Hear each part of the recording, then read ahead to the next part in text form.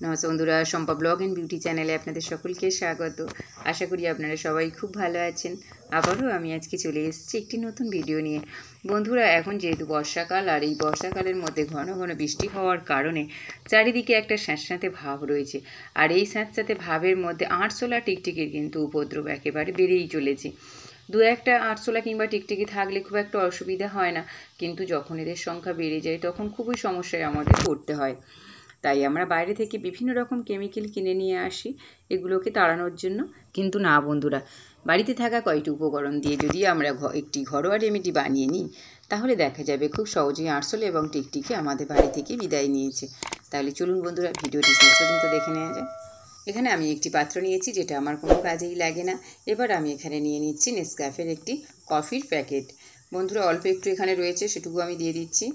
এছাড়া আমার বাটির মধ্যে আমি একটু তুলে রেখেছিলাম, সেটা একদম নরম হয়ে বসে গেছে, দেখতেই পাচ্ছেন। এটি একটু জল দিয়ে আমি গুলে নেব। আপনাদের কাছে যদি এই রকম ডেট এক্সপায়ার হয়ে যাওয়া কোনো কফির প্যাকেট থাকে, সেটাও আপনারা এখানে ইউজ করতে পারেন। আমি অল্প একটু জল দিয়ে ভালো করে গুলে নিলাম, নিয়ে আমি দিয়ে দিলাম। এবার আমি এখানে দিয়ে দেব বেকিং সোডা। বন্ধুরা, এই বেকিং সোডাটা কিন্তু আমার ডেট এক্সপায়ার হয়ে গেছে, তাই আমি এটা এখানে ইউজ করছি। আর এই বেকিং সোডার গুণাগুণ কিন্তু অনেক। আপনাদের কাছে যদি এই রকম ডেট এক্সপায়ার হয়ে যাওয়া বেকিং সোডা থাকে, সেটাও আপনারা এখানে ইউজ করতে পারেন। এবার আমি দুটি উপকরণ ভালো করে চামচের সাহায্যে মিশিয়ে নিচ্ছি। এইভাবে চামচের সাহায্যে ভালো করে মিশিয়ে নেওয়ার পর এবার আমি এখানে দিয়ে দেব ন্যাপথলিন।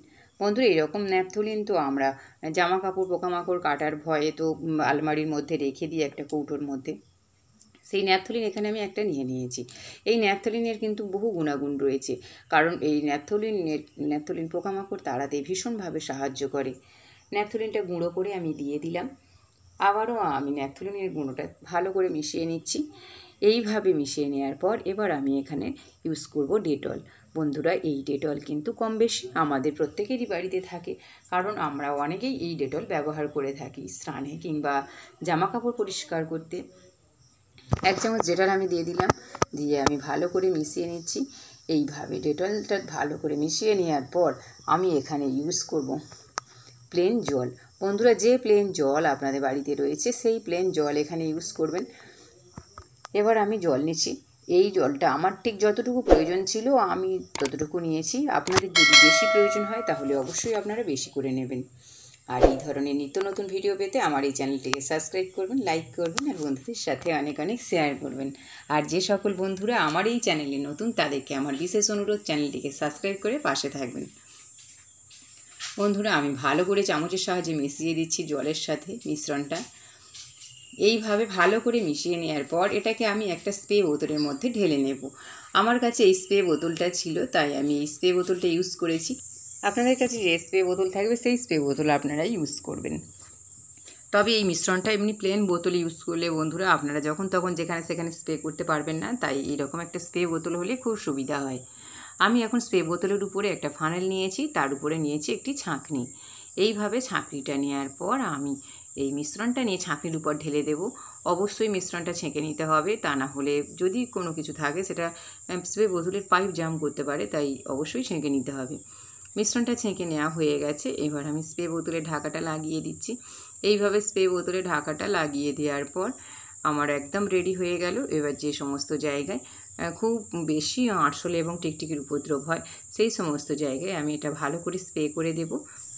বন্ধুরা, একবার হলেও আপনারা ব্যবহার করে দেখুন, খুব ভালো রেজাল্ট পাবেন। আমি এটা সবসময়ের জন্য করি, যখনই আমার আরশোলা টিকটিকির উপদ্রব হয় তখন আমি এগুলোকে ইউজ করে থাকি। এতে কিন্তু আমি খুব ভালো রেজাল্ট পেয়েছি। আমি গ্যাস সিলিন্ডারের গায়ে চলে এসেছি। এখানে যেহেতু অন্ধকার রয়েছে, তাই আমি এখানে ভালো করে স্প্রে করে দিচ্ছি। এবার আমি ঘরের মধ্যে আমার যে বিভিন্ন রকম আসবাবপত্র রয়েছে সেখানেও আমি ভালো করে স্প্রে করে দিচ্ছি, কারণ এই সমস্ত জায়গায় কিন্তু আরশোলা এবং টিকটিকি বেশি দেখা যায়, তাই আমি এই সমস্ত জায়গায় ভালো করে স্প্রে করে দিচ্ছি, যাতে একটুকুও কোথাও না আরশোলা এবং টিকটিকি থাকতে পারে। এইভাবে ভালো করে স্প্রে করে দেওয়ার পর বন্ধুরা আপনারা দেখতেই পাবেন ইনস্ট্যান্ট রেজাল্ট কেমন হয়েছে।